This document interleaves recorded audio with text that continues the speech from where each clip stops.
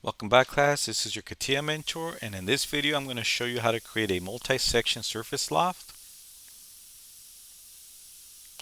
Alright, so let's get started. We'll start from scratch. So I'm going to hide the original. So I created a sketch for a rectangle, and then I did one for a triangle. Then I use extrude to create my rectangular prism and triangular prism. Alright, so let's go ahead and create our multi-section loft. Alright, so we're going to go over to multi-section. And I am in Generative Wireframe and Surface app, in case you're not familiar with it. Generative Wireframe and Surface app.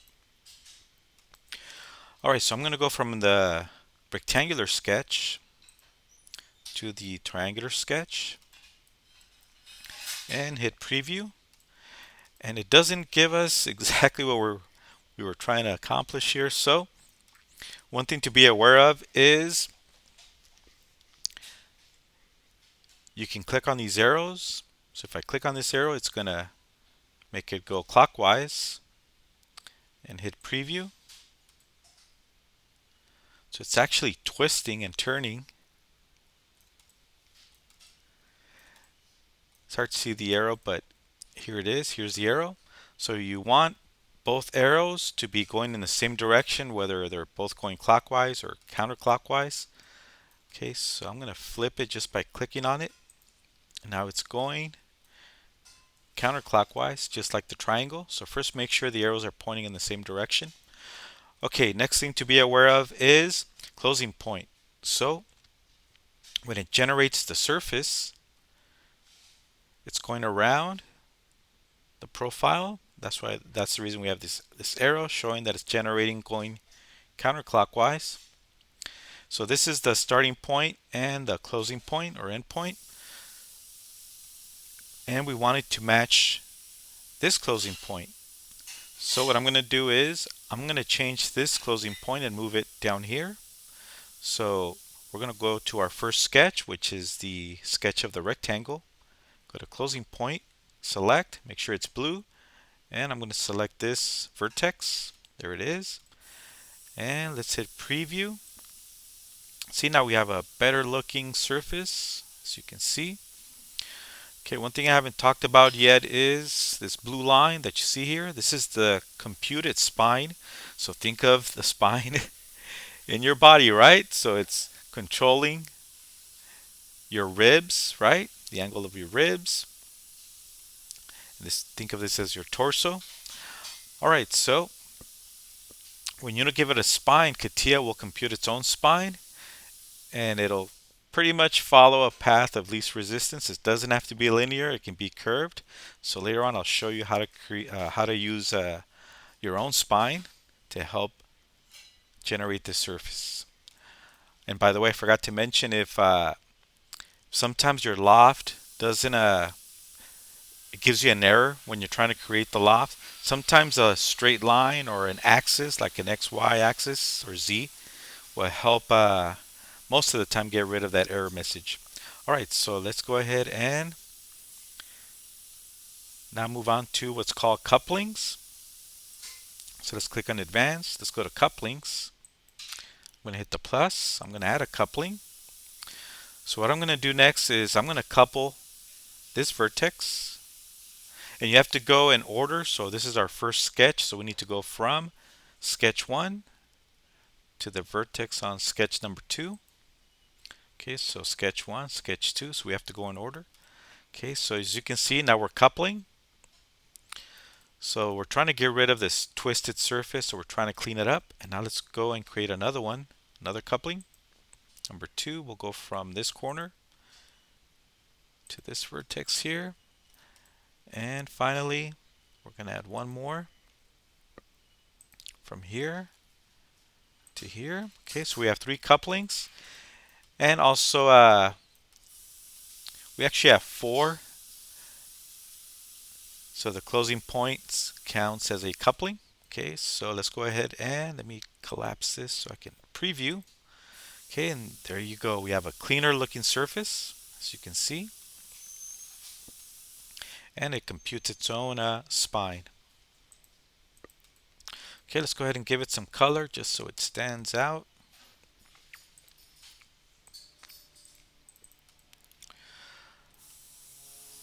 Okay, so we have a nice clean connection between the rectangular prism, our new loft, and our triangular prism.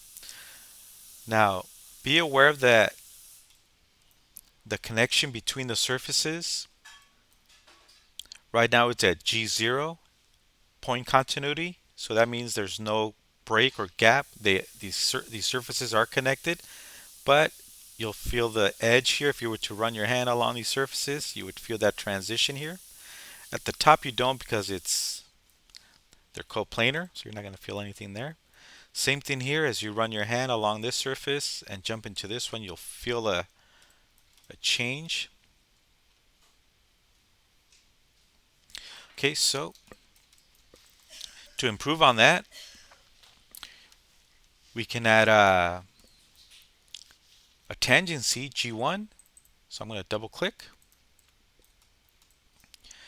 and sketch 1. So this is sketch 1. So I'm going to click on support. So I want this surface to come off at a tangent with respect to the rectangular surface. And preview, 3, 2, 1, don't blink.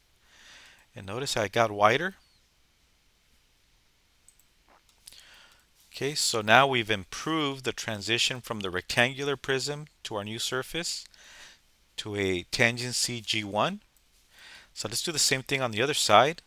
So let's go to sketch 2, the triangular profile. Let's go to support, click on our triangular profile, and notice it's giving us a G1 tangency continuity, and let's hit preview.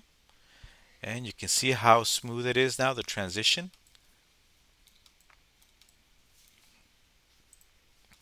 Okay, we can even improve on that even more. We can say, hey, we want the transition, the first one, to be at curvature continuity. And let's hit preview. And it's hard to see, but it actually got a little bit wider in this area. So it's even a better, smoother transition. Let's do the same thing on the other side. So the triangular one, let's change it to curvature G2 continuity preview. So it smooths it out. So it's a nice, cleaner transition that if you were to run your hand along this surface, you would not feel that transition, right?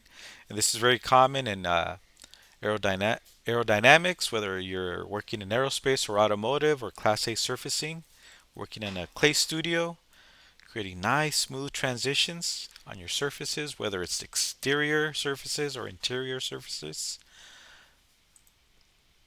And okay.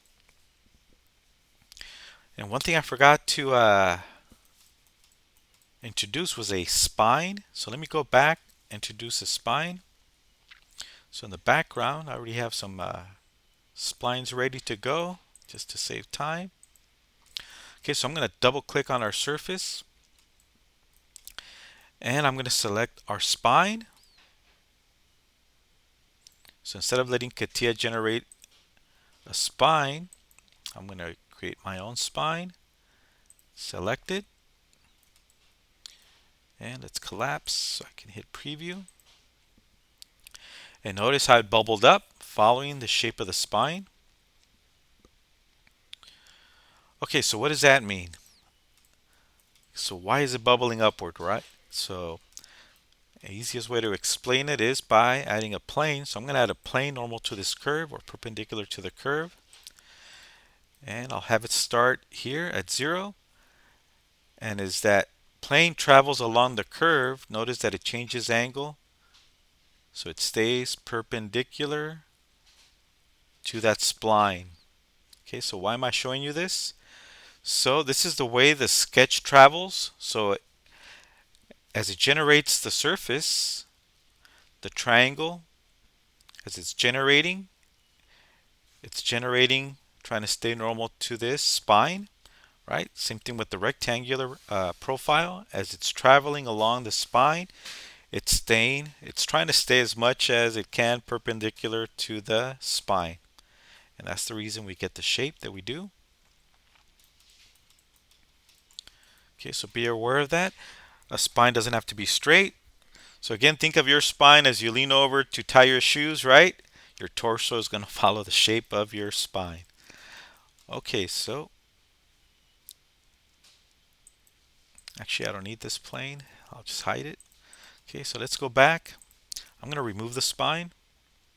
And again, in most cases, it's 90% of the time, letting CATIA generate a spine is good enough.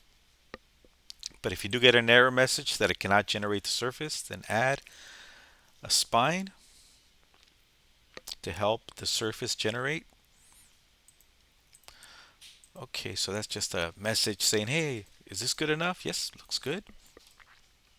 It's just giving you a warning to check the surface, make sure that's what you're looking for. All right, so next thing I'm going to show you is guides. How to use a guide. Okay, so think of this as a old western. Think of it as you're looking at an old western movie and you see those covered wagons. So think of this as the canvas over the metal rings, right? So we're going to pull on this canvas, give it a shape. So I'm going to go to guides. Okay, good, it's blue, so now I can select one. Notice it's adding my spline to the list, and it's going to pull on that canvas. Let's hit preview, and there it is. You're pulling on that canvas, and let's add a second one. So let's go ahead and add a second one, and preview, and we got that error message. So if the splines, the guides, the spine, or the profiles, or even the surfaces that you're coming off tangent to or curvature continuity to, if they don't complement each other, you are going to get an error. So it's very common that if everything doesn't line up correctly, you'll get an error, and you'll have to either go in there and make a change or reduce the number of guides and or sections or supports for your continuities. Okay, so I'll just remove that second guide, hit preview again.